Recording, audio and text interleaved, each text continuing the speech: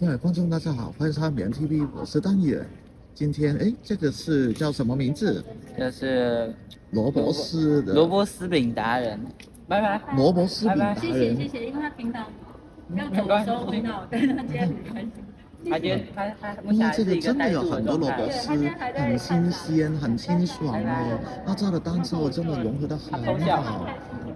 哦，我真的很喜爱吃这个，这个多少块啊50块， ？50块。那个不加蛋的35块。哦，我觉得蛋20块有点贵了。但是炸蛋呢，真的是层次又高了一个层次，真的很好吃，味道很香。